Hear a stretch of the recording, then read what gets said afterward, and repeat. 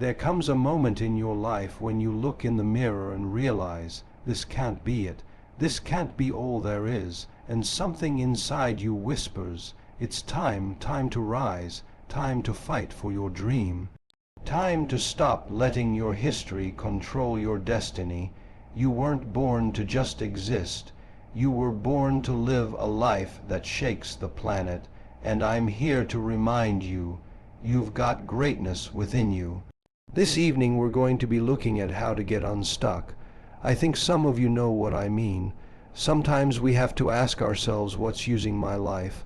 I heard a guy give a lecture one time that says we are today what we were when. And he was talking about the fact that we, to a great extent, behave, think, react because of some previous experience that we've had. One of the things that we know about life is that it is always changing. Sometimes you're up, sometimes you're down, sometimes things go real well and sometimes they don't. Sometimes you're happy and sometimes you're sad. Now that's that thing called life. And when we begin to understand and know that, accepting that reality, that we will never ever have things just on an even keel all the time, that you're going to have some ups and you're going to have some downs.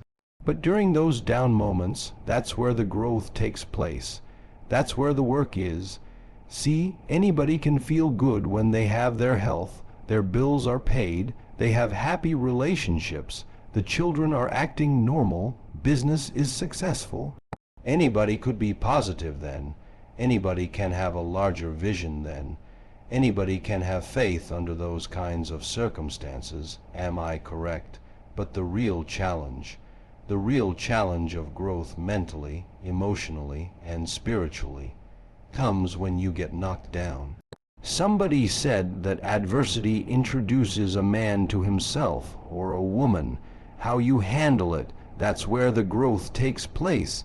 When I was facing some challenges, I had a guy say something to me, and I suggest this is one of the first things that you want to do when you're facing a challenge. You want to get unstuck. Evaluate where you are. Look at it, assess yourself and assess the situation. What brought you there? What role did you play? Earl Nightingale had a saying I like. He said, all of us are self-made, but only the successful will admit it. What has brought you to this point? What has brought you to this point? What did you learn from it? Are you learning anything? Are you doing it over and over and over again? Somebody said that insanity is doing the same thing in the same way, expecting a different outcome. Are you going through it, or are you growing through it? Are you bigger and better because of it? Because it's not going to leave you until you grow through it.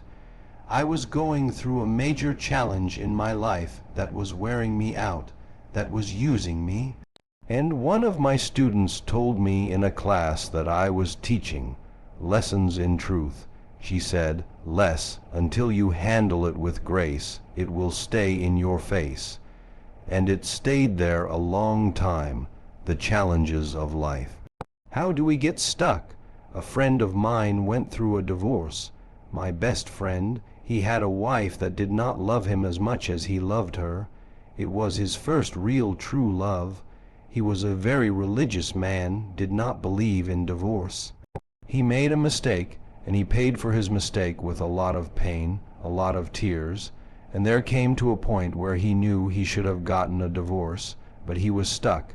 He was stuck in something called revenge.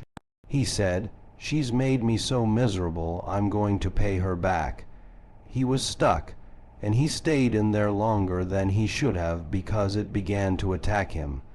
It began to affect him psychologically. And as a result of that, when he eventually did get a divorce, he took that same attitude to other relationships, looking for something to go wrong. He was burned so badly, he did not want to risk pain again. He was going into relationships trying to avoid pain. When it became too close, he would do something to make sure the relationship did not work. He would always try and find something wrong with the person, because there are no perfect people. So if you look for it, you can find it. He was stuck in revenge. Another friend of mine, working on a job, loved the company very much, expected to retire there. And one day they called him in the office, asked him for his badge and identification. The security man walked into his desk, told him he was fired and he had to leave. He was devastated, and if you came anywhere near him, he would tell you his story, as we all have stories. Even when he got a job, he went on the job telling anybody who would listen how they fired him unjustly. And he always ended with, "It wasn't fair. Life isn't fair. Life just is. It's not fair that birds eat worms, and they do, so we can't even deal with what's fair," but he's stuck in the fact that it's not fair. I don't deserve that. They were wrong. Chicken Man. I used to be a state legislator in Columbus, Ohio. During the break, we used to go out on the front lawn of the Ohio legislature at the Capitol there and observe people as they came by. There was one particular person that all of us knew, the children, adults. Everybody used to pick at him when he came by. We called him Chicken Man. He had a feather in his hat. He had a toy chicken on top of his car that he would drive around the area in downtown, blinking his lights and occasionally blowing his horn. When he got out of his car, he would walk downtown with a baby carriage with 2 little baby dolls in there and a picture of a woman. And when you said something to him or came near him, you would hear him making the sounds of a chicken. All of us used to laugh at Chicken Man. We didn't know Chicken Man's story. Chicken Man woke up one morning around 3:00 a.m. and his house was on fire. He panicked and he got out of the window, left quickly, only to get outside to hear his children and his wife screaming for help. He ran back to the door to go in to save them, and the flames were too hot, too awesome. He tried to get in, he couldn't get in, he was desperate, frantic. Pretty soon the cries stopped. They perished in the fire. His brother-in-law found out that his sister had died and his nieces in the fire, grabbed Chicken Man and started beating him. "You chicken! Why didn't you save my sister? You're a chicken! You're a chicken!" When the people pulled him off Chicken Man, they picked him up and said, "Are you all right?" And Chicken Man looked at them, and he started making the sounds of a chicken. He never ever overcame that tragedy. He was stuck from that experience. None of us knew why Chicken Man went around with this picture and these little dolls. I remember when I was stuck in anger for a long time, when I made a commitment to my adopted mother that I was going to purchase her a home. I'll never forget the experience of working real hard to get the money for the down payment. Someone had told me of a beautiful home in an exclusive area of Miami. Went to see it, took my mother there, and she said, "Yes, I want it." It was on the water. We went to the closing. My attorney said, "Les, have you had a title search?" I said, "What's a title search?" "Well, we just take a couple of days to check it out and make sure there are no liens against the property that you might have to pay if you buy this home." The guy who was there selling me the house said, "Listen, the only reason I'm selling you this house and selling it at a loss is because I admire the fact that you want to purchase this house for your mother. I have another guy who will give me substantially more money, but I like you, and I've got to get back to Philadelphia now. If we cannot consummate this deal now, then the deal is off." I said, "There are no liens against the property." He said, "No, of course not." I looked at my attorney. I said, "I believe him. I'll sign."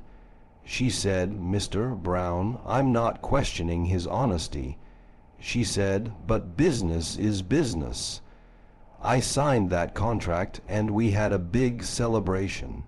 Everybody in the neighborhood was talking about Leslie coming home. one of the twins that am adopted to buy her a home. Child, isn't that nice? God is going to bless him. A few weeks later, I received a letter, a registered letter, indicating that the house was going up for sheriff's sale on the courthouse steps. A man had filed $122,000 lien against the property because the previous owner owed him that money, and if I did not come up with $122,000 in 30 days, he was going to sell the house to the highest bidder. I called this man and said, "Mister, my name is Les Brown. I purchased this house.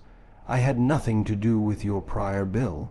He said, "That's not my problem. You should have had a title search." I said, "Can you give me time? My mother is an older lady. She has a bad heart. Please, if you just give me the time, I don't know how I'm going to do it with a house note and everything else. But I think I can pay you at least $2,000 a month, and within 6 months somehow I will pay you your money." He said, "No, I want it all in 30 days or you get out." I did everything I could, racked my mind thinking about how I could get $122,000 because I took everything I could to get the money just for the down payment and the closing. I finally had to face the reality that I wasn't going to be able to do it. I was up around 2:00 in the morning, walking back and forth, thinking, how was I going to tell my mother this? My children were there in the room sleeping.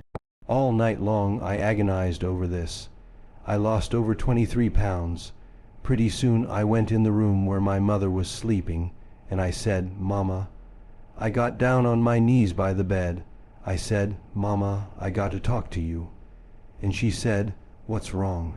I said, "Mama, we got to get out the house. In my haste to buy the house, I made a mistake." She said, "That's all right, baby. I didn't like this house anyway." I said, "Mama, you told me you loved it. I brought our friends out here to see it." She said, "You know I have arthritis in my knees and I don't like going up the steps, but I knew it made you happy. You loved it so much." I said, "Mama, I've lost 23 pounds agonizing over this." Well, we had to pack up and go back to the old house down the street from Northwestern High School in Liberty City.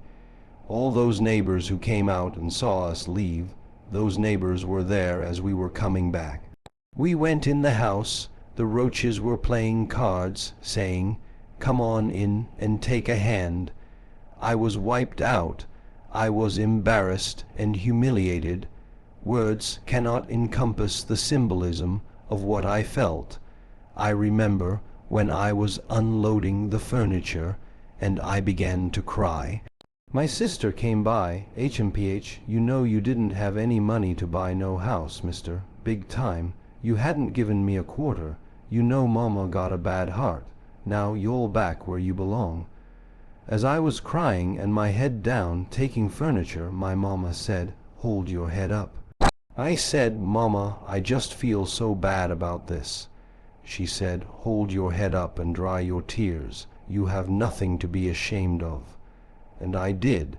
As we unloaded that furniture in that house, for several weeks I was numb. I was immobilized with anger. If I had seen that guy, I was thinking about flying to Philadelphia. I had all kinds of dreams about him, and I didn't want to hit this guy. Hitting would have been too good for him. I just wanted to grab him and just bite him. If they had found him, they would say, "Well, we found this guy just chewing on him." Beating would have been too good for him. I'd have just bit him every time. I'd have been like a Doberman pinscher. God would have said, "I thought I made everything, but I don't know where this came from. Let this destroy me. I'm coming back, and I'll be stronger and better because of it." You have got to make a declaration that this is what you stand for. You're standing up for your dreams. You're standing up for peace of mind. You're standing up for health. You want it, and you're going to go all out to have it. It's not going to be easy. When you want to change, it's not easy.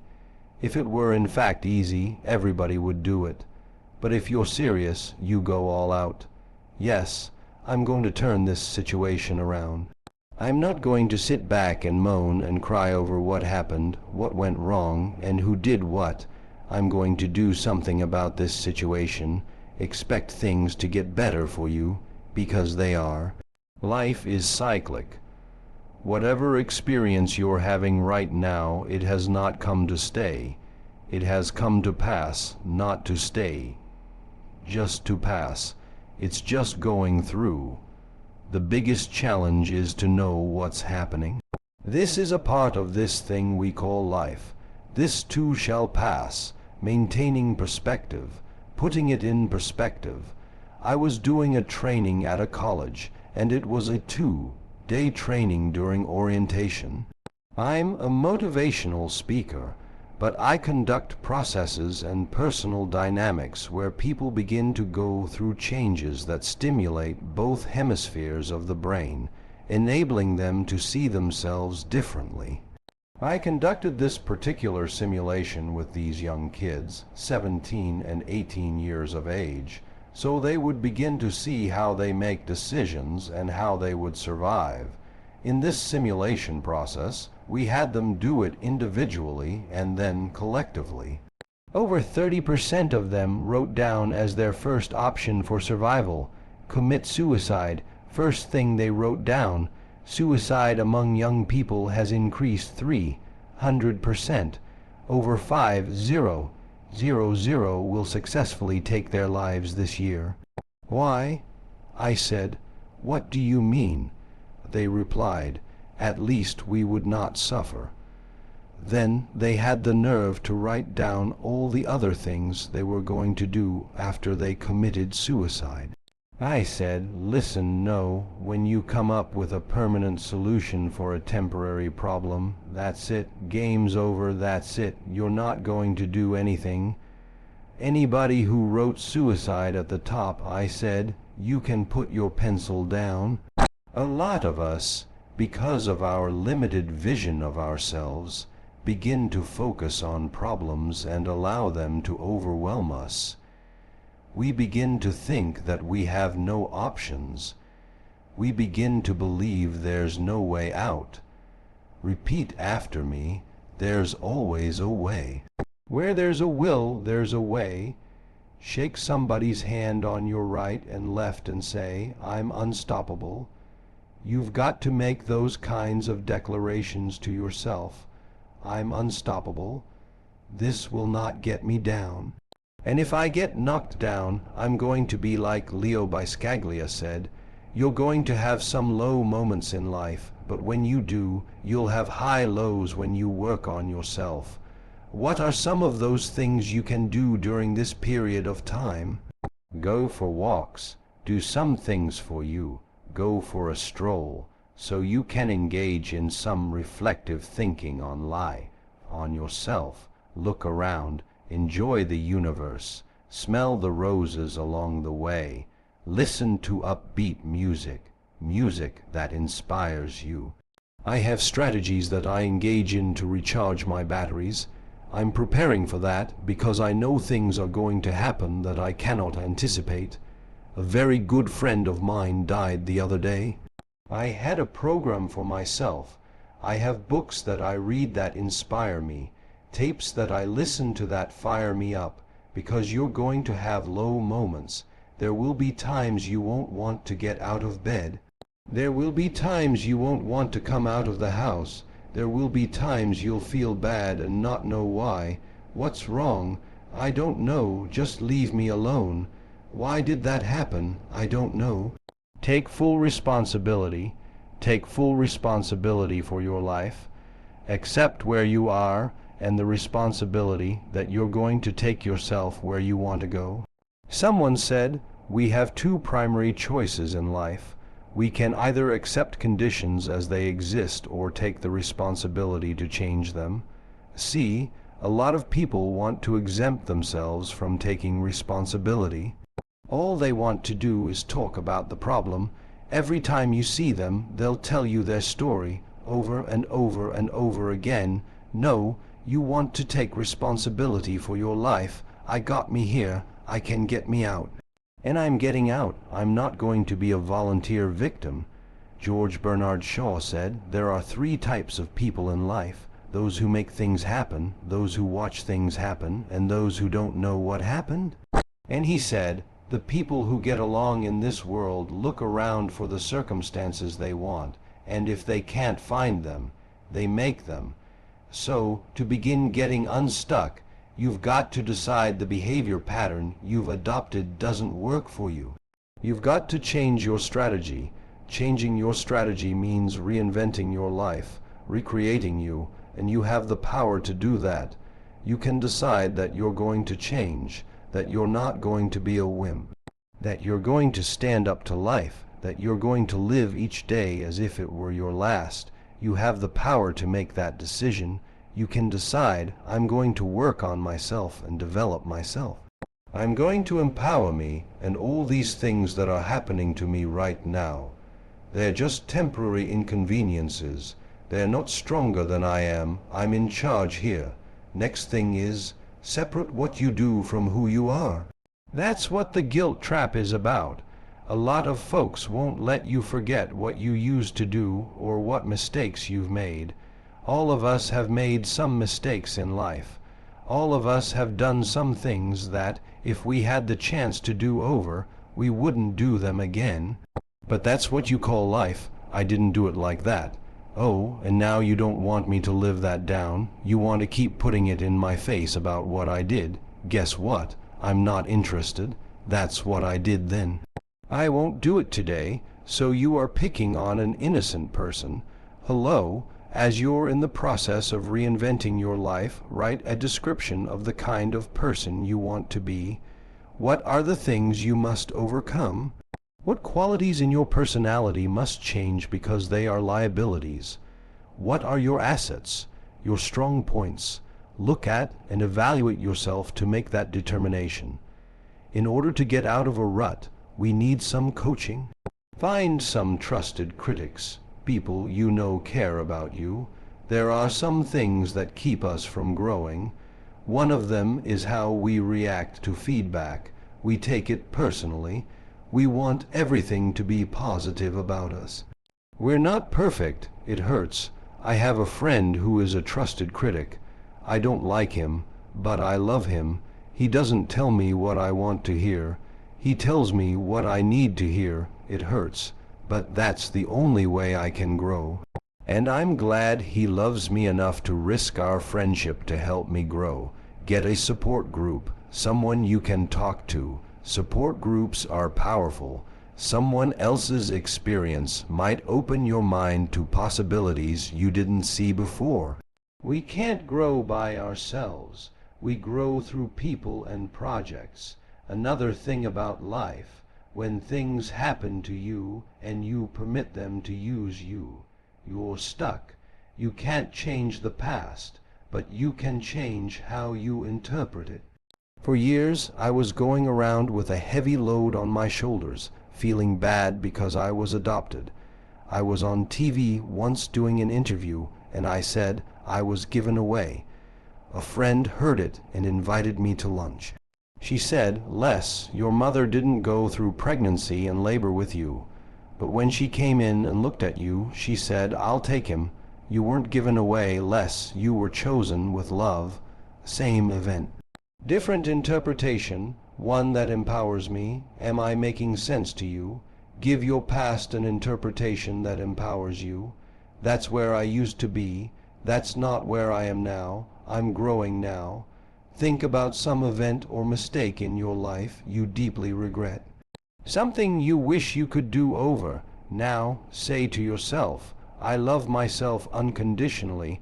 I forgive myself. If I knew better, I would have done better. Now think about someone who caused you pain, someone who disappointed you, someone you don't like. Let me tell you how the mind uses you.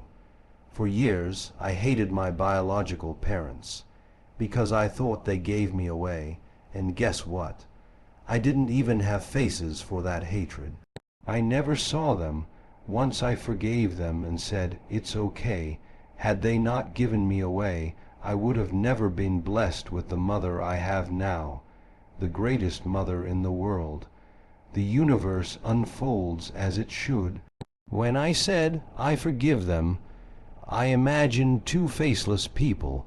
I didn't know what they looked like, but I released that. I let that luggage go. Now think about someone you've hurt or disappointed, whether on purpose or by accident. Or someone who's hurt you. See them in your mind and say, I forgive you unconditionally. That's a heavy load lifted. Life is a promise, fulfill it. Life is a beauty, praise it. Life is a struggle, fight it. Life is a goal, achieve it. Life is a puzzle, solve it. Isn't that beautiful? I love that. I remember something I heard in high school. It's called I Met a Man. I met a man today. At first I said he's Irish, for he has an Irish way, a sympathy and friendliness that warms you through and through. And then I thought, oh no, he's not. He really is a Jew, his eyes so dark and eloquent like those of Peter, maybe, or perhaps Emmanuel. He stood there with a quiet grace, so slim he was and tall. I knew he was an Englishman and not a Jew at all. And yet his skin was very fair. A Viking he could be, such as those who cast their ships against the sea. His hair was dark with the mist of India, Japan. His courtesy was China's, and his dignity Iran. I met a man today, and he was marvelously fair. He really was a child of God, and he came from everywhere. This is Mrs. May Brown's baby boy saying it has been a plum, pleasing pleasure.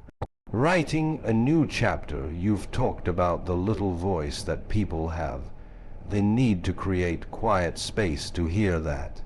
Combine that with the notion of the culture sort of chipping away at people, whether it's based on race and oppression or just the school system teaching you to be a good cog in the machine, or whatever else people have to fight against. How can people, especially adults with all those labels placed on them and their creativity squashed, create the space to hear that voice? What kind of communion can they do to spark the imagination that allows them to move toward something new? That's the reason you designed this program, you and your team, for them to do that. They have to expose themselves to something that will give them a different vision of themselves. In addition, they have to put themselves in a community of what I call OQP, only quality people. A gentleman who dramatically transformed my life. I was a junior at Booker T. Washington High School in Miami, Florida. I went into his class looking for a friend, and he said, "Go to the board and work this problem out for me." I said, "Sir, I can't do that." He said, "Why not?" I said, "I'm not one of your students." He said, "Do it anyhow." The other kids laughed and said, "He's lazy, he's DT." What's DT? His brother is smart, but he's the dumb twin. And I said, "I am, sir." He came from behind his desk and pointed at me and said, "Don't you ever say that again. Someone's opinion of you does not have to become your reality." He taught me 3 things. Change your mindset. You don't get in life what you want. You get in life what you are. Practice OQP, only quality people. You earn within $2, 0, 0, $3, 0, 0 of your closest friends. I found that out. I left all my broke friends. I said, "Y'all got to go. I used to be so broke I'd pass a bank and trip the alarm." Develop your communication skills. Once you open your mouth, you tell the world who you are. Those 3 things will liberate you from living in poverty, from being stuck. Because I can see the hunger in your eyes. That's why my book is about to come out, cold you got be hungry. I love that notion. I love that title. How do people get hungry? You get hungry by finding something that's you. All of us are born unique, but most of us die copies. What resonates with you? What turns you on? The speaking industry has been hijacked by people who speak to sell. It's okay to do that and make money. I speak to change lives because someone spoke and changed mine. This is my passion. This is my drive. I didn't do what I'm doing for years because of my programming and my culture. I saw people with degrees, PhDs, MBAs, and credentials I didn't have, and I convinced myself I couldn't do it. But Mr. Washington, that day we became friends, he not only said someone's opinion of you doesn't determine your reality, he said you've got to work on yourself. You've got to have an unstoppable attitude, and no excuse is acceptable. You have to make your goals a priority, non-negotiable. Hold a constant vision of what you want to achieve. See it accomplished and go all out. Find a way to win in spite of setbacks, in spite of disappointments, in spite of your failures. I tell people you will fail your way to success. When life knocks you down, try to land on your back. Because if you can look up, you can get up. Those experiences of pushing beyond your comfort zone, having relationships that challenge you, surrounding yourself with coaches and mentors, they will take you to a place within yourself you can't go alone. You can't read the label when you're locked in the box. These experiences will challenge you to level up, to move forward, to do new and exciting things that eye has not seen, ear has not heard, nor has it entered the heart of man what God has in store for those who love him. You've got to live a heart-centered life. Live a life that will outlive you, a life that counts, a life that builds legacy and changes the planet. Horace Mann said, "We should be ashamed to die until we've made some major contribution to humankind." That's my goal. I am a father of 5 boys and 5 girls. I'm living proof the rhythm method doesn't work. I've got rhythm, but the method didn't. I also have 15 grandchildren and 4 great-grandsons. Every day when I wake up, I ask, what can I do to touch and impact somebody's life today? Seeing you, I got excited. I started doing push-ups. I wanted you to know I've got muscles too, but what you've done with your mental muscles, that's extraordinary. Turning your life around. A friend of mine was incarcerated. For years she threw her life away on alcohol and drugs. I asked her, what was the moment you turned it all around? She's been sober for 21 years. She said, one day I was cleaning the toilet of the warden of the prison. I flushed the toilet, and suddenly it hit me. If I stop doing drugs, I'll never have to clean a warden's toilet again. That was her awakening moment. From that time forward, she never drank again, never used drugs, never went back to those old friends. Many of them are either in jail or dead, but she woke up. We all have wake-up moments. I remember when I was 10. My mother worked on Miami Beach for wealthy families. She cooked for them and we ate the leftovers. They were kind. They'd say, whatever's left, take it home to the children.